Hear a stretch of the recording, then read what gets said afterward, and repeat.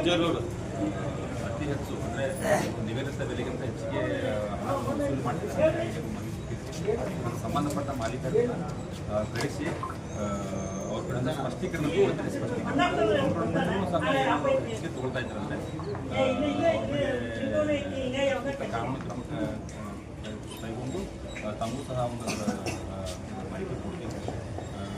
ತಮ್ಮ ನಂಬರ್ ಇದಲ್ಲ ಇದರಲ್ಲಿ ಹಾಕಿದರೆ ಕರೆಸ್ತೀನಿ ಅವ್ರಿಗೆ. ಯಾವಾಗ ಕರೆಸ್ತೀನಲ್ಲ ಅವಾಗ ತಾವು ಸಹ ಮಾತಾಡಿದ್ರೆ ಮುಖಾಮುಖಿ ಹಾಕಿದ್ರೆ ಕ್ಲಿಯರ್ ಆಗಿಬಿಡ್ತದೆ.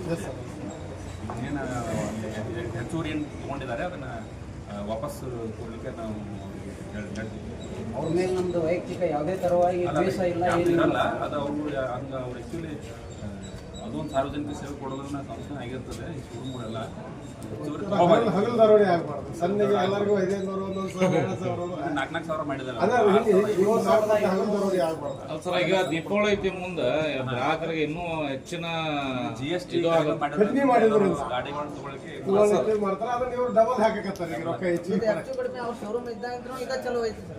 ಅವ್ರಿಗೆ ಸಂಬಂಧಪಟ್ಟವ್ರನ್ನ ಕರೆಸ್ತೀನಿ, ಕರೆಸಿ ಅವ್ರನ್ನ ಆದಷ್ಟು ಶೀಘ್ರ ಮಾಡಿ. ಅಲ್ಲ ಸರ್, ಈಗ ದೀಪಾವಳಿ ಇದೆ ಈಗ ವೆಹಿಕಲ್ ಜಾಸ್ತಿ ಇದೆ. ಇದು ಮಾಡಿದ್ರೆ ಗ್ರಾಹಕರಿಗೆ ದೀಪಾವಳಿಯಲ್ಲಿ ದೀಪಾವಳಿ ಒಳಗಡೆ ಶನಿವಾರ ಒಳಗೆ ನಾಳೆ ಶನಿವಾರ ಒಳಗೆ ಮಾಡಿಬಿಡಿ ಸರ್. ಅದ್ರ ಮಾಡಂತ ಮುಂದೆ ನಾವು ಅದಕ್ಕೇನೈತಿ ಅದೇ ಶೋರೂಮ್ಗಳ ಮುಂದೆ ಕುಂತ ಯಾವುದೇ ಗಾಡಿ ಮಾರಾಟ ಮಾಡಕ್ ಕೊಡ್ಲಂಗ ನಾವು ಅಲ್ಲೇ ಪ್ರತಿಭಟನೆ ಮಾಡ್ತೀವಿ ಅಂತ ಮಾಧ್ಯಮ ಮುಖಾಂತರ ನಾ ಹೇಳಕ್ ಯಾವುದೇ ಗಾಡಿಯನ್ನು ನಾವು ಮಾರಾಟ ಮಾಡಿಸ್ಕೊಡಂಗಿಲ್ಲ. ದೀಪಾವಳಿ ಹಬ್ಬದೊಳಗೆ ನಾವು ಅಲ್ಲಿ ಪೆಂಡಲ್ ಹಾಕಿಸಿ ನಾವು ಉಗ್ರ ಹೋರಾಟಕ್ಕೆ ಕುಂದಿರ್ತೀವಿ, ಉಪವಾಸ ಸತ್ಯಾಗ್ರಹ ಮಾಡ್ತೀವಿ. ನನ್ನ ವಿಚಾರಣೆ ಮಾಡ್ತೀನಿ. ಶನಿವಾರ ಮಟ್ಟ ಈಗ ಅವ್ರು ಟೈಮ್ ಕೊಟ್ರೆ ಅಲ್ಲಿ ಮಟ್ಟ ಅದು ಮುಗಿದಿಂದ ಬರ್ತೀವಿ ಅಂದ್ರೆ ಶನಿವಾರ ಮಟ್ಟ ಅದು ನಿಮ್ಮ